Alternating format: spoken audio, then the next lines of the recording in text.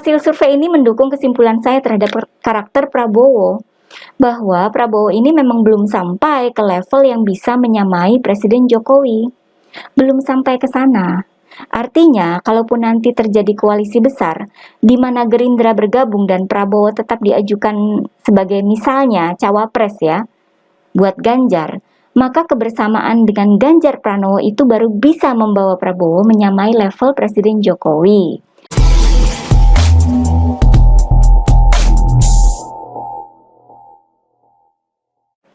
Halo guys, kembali bersama saya Nina Nur. Kita akan mengulik dunia politik dengan awas, waras, dan cerdas. Prabowo salah satu sosok politisi yang terkenal ya. Mungkin yang paling terkenal dibanding Anies Baswedan dan Ganjar Pranowo. Mostly karena Prabowo sudah mengikuti 3 kali pemilihan presiden tahun 2009, 2014 dan 2019. Dan rencananya pada 2024 Prabowo bakal nyapres lagi.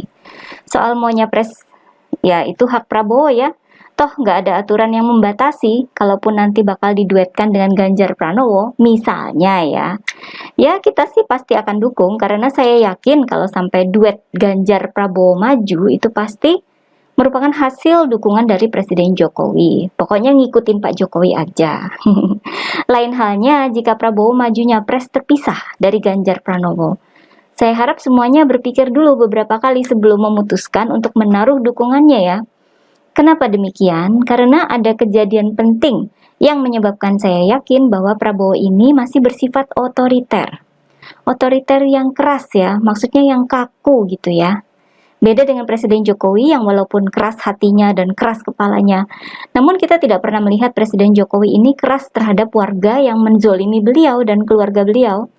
Dari kejadian itu juga saya melihat bahwa Prabowo ini masih merasa harus dilayani ya. Nggak seperti Presiden Jokowi ya. Setahu saya Presiden Jokowi itu minim sekali minta dilayani. Dikasih makanan apapun ya dimakan, nggak minta ini itu gitu ya.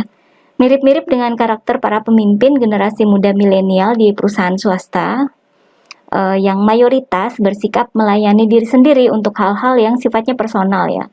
Seperti kalau mau ngopi ya bikin atau beli sendiri, mau fotokopi ya fotokopi sendiri gitu ya. Ya kira-kira seperti itu deh. Kita lihat dulu kejadiannya ya. Kejadiannya pada awal bulan ini dalam acara reuni akbar dan halal bihalal purnawirawan TNI Polri di Yogyakarta, di mana Prabowo itu hadir sebagai Ketua Dewan Pembina Purnawirawan Pejuang Indonesia Raya atau PPIR. Dalam kesempatan itu Prabowo menyampaikan pidato atau orasi ya. Berbagai macam yang disampaikan oleh Prabowo. Di antaranya, Prabowo mengaku diejek oleh banyak pihak terkait langkahnya nyapres lagi di 2024, padahal sudah beberapa kali kalah. Ejekan itu dibalas oleh Prabowo dengan menyatakan bahwa dirinya dididik secara militer untuk tidak kenal menyerah. Ketika jatuh, Prabowo kemudian bangkit kembali. Katanya menang kalah itu biasa, jangankan menang kalah, mati dalam pertempuran pun Prabowo siap. Demikian katanya ya. Pada bagian lain, Prabowo menyanjung 2 figur capres yang kerap dibandingkan dengan Prabowo dalam berbagai survei elektabilitas, yakni Ganjar Pranowo dan Anies Baswedan. Prabowo menyebut Ganjar dan Anies merupakan putra terbaik bangsa. Oleh sebab itu, Prabowo melarang untuk menjelek-jelekan mereka dalam konteks persaingan politik. Prabowo mengajak semuanya dewasa dan berjiwa besar. Nah, di tengah-tengah orasinya, Prabowo mungkin ingin minum ya.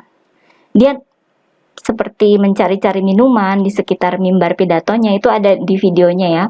Namun ketika menemukan cangkir minuman, ternyata cangkir itu kosong.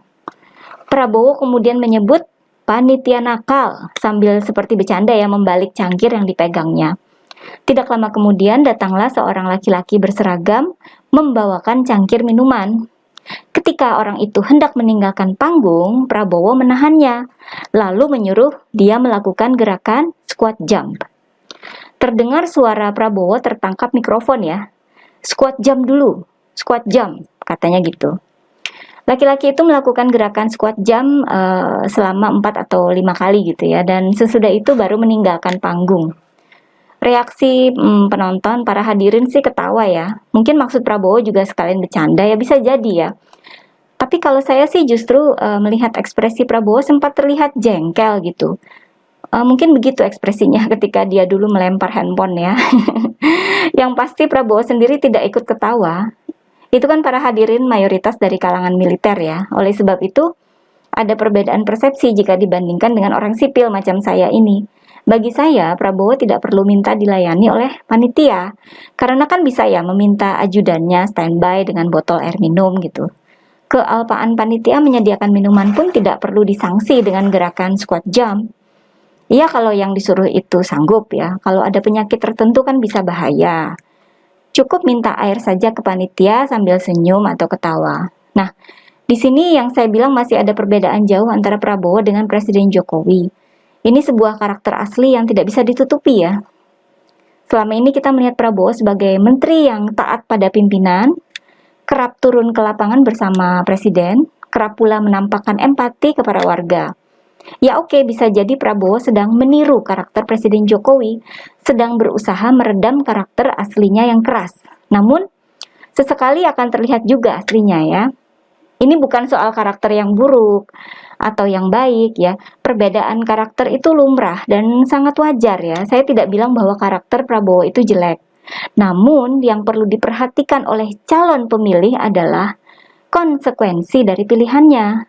Buat yang hendak memilih Prabowo sebagai capres, sementara di era Jokowi sudah menikmati kebebasan mengeluarkan opini, bahkan sampai mengedarkan hoax, selama ini kan didiamkan saja oleh Presiden Jokowi dan keluarganya, difitnah keturunan PKI lah, digambarkan seperti mumi, disebut plonga-plongo, disebut otoriter, difitnah tidak akan membolehkan orang azan dan sebagainya. Presiden Jokowi kan diam saja. Coba kalau presidennya itu Prabowo, situ berani edit fotonya dibuat aneh-aneh lalu disebarkan di medsos. Saya nggak yakin Prabowo bakal diam saja. Bisa jadi bakal diperkarakan. Yang membawa minuman saja dihukum dengan squat jump. Padahal belum tentu dia yang salah atau dia yang lupa menyediakan minuman kan. Bisa jadi yang mengantarkan minuman itu ya sekedar nganterin aja, bukan panitia, ya nggak? Kalau ternyata benar demikian, maka hukuman yang diberikan oleh Prabowo itu jadi tidak tepat sasaran dong ya. Saya kira perlu juga kita mengetahui satu hasil survei menarik tentang karakter atau sifat kepemimpinan yang penting dimiliki oleh Capres 2024. Ini hasil survei dari SMRC ya. Menurut survei itu, sifat yang harus dimiliki yang dianggap paling penting, pertama adalah jujur. Ini mendapat angka 40,7%. Kedua adalah perhatian pada rakyat dengan angka 29,3%. Ketiga adalah tegas dengan angka 12,6%. Keempat, taat pada agama dengan angka 12,2%. Dan kelima, pintar dengan angka 3,7%. Sedangkan dari sisi capres, di antara ketiga capres yang dipertanyakan sifatnya, Ganjar Pranowo, Prabowo Subianto, dan Anies Baswedan, Ganjar Pranowo mendapatkan total angka tertinggi jika kelima sifat yang dimiliki itu digabungkan ya. Hanya pada sifat tegas, Prabowo berhasil mengungguli Ganjar. Sisanya yang 4 sifat itu, Ganjar yang paling tinggi. Dari survei ini terlihat bahwa sifat jujur dan perhatian pada rakyat itu jauh lebih berarti bagi warga masyarakat. Dan ini sebenarnya merupakan sifatnya Presiden Jokowi. Hasil survei ini mendukung kesimpulan saya terhadap karakter Prabowo, bahwa Prabowo ini memang belum sampai ke level yang bisa menyamai Presiden Jokowi. Belum sampai ke sana. Artinya, kalaupun nanti terjadi koalisi besar, di mana Gerindra bergabung dan Prabowo tetap diajukan sebagai misalnya cawapres ya, buat Ganjar, maka kebersamaan dengan Ganjar Pranowo itu baru bisa membawa Prabowo menyamai level Presiden Jokowi. Misalnya. Oke guys, jangan lupa like dan subscribe channel Siwar TV ya. Kura-kura emang juara.